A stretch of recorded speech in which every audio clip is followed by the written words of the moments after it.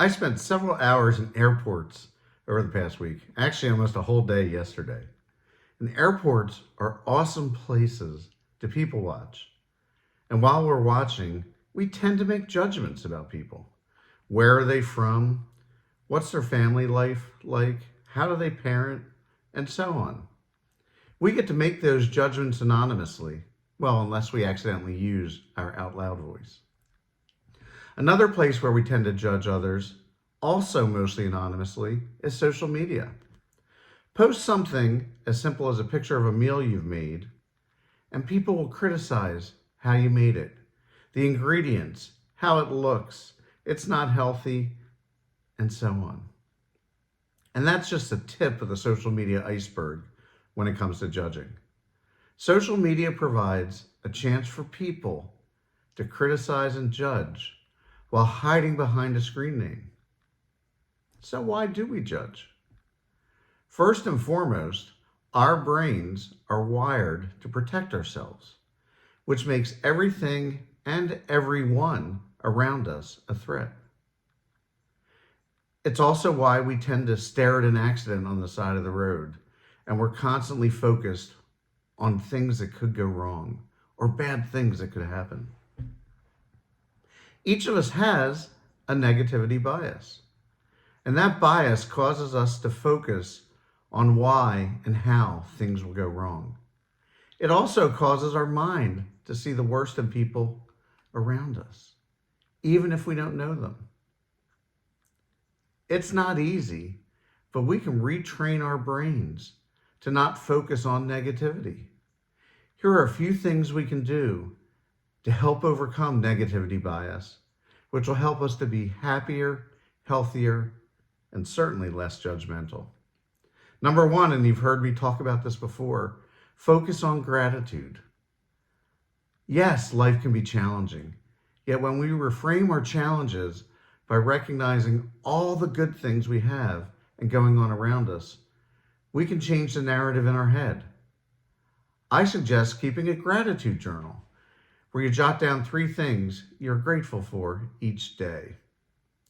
It's amazing when we look back over a few days or a year how much we have to be grateful for.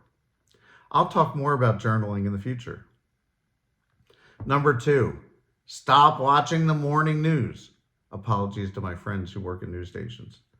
Studies have shown just 3 minutes of negative news in the morning significantly increases our chance to see experiences negative during that day.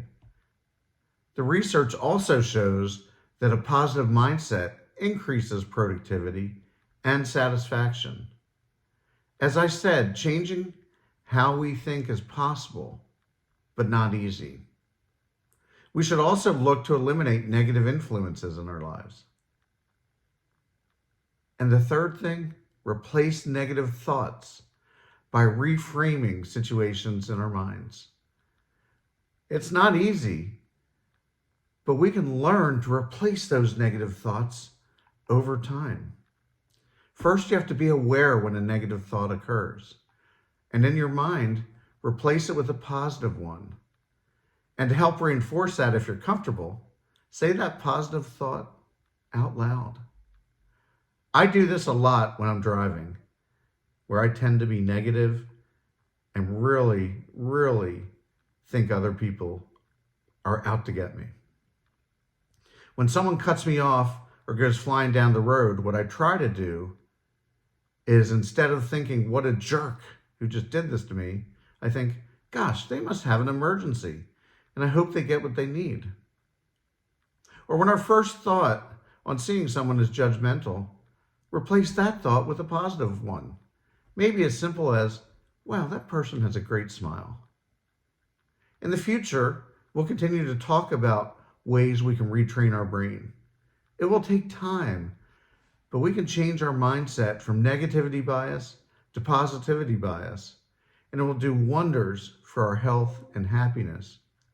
And the people around us will benefit as well. As Ted Lasso famously talked about, be curious, not judgmental. Oh, we'll talk more about that later too. Make today great.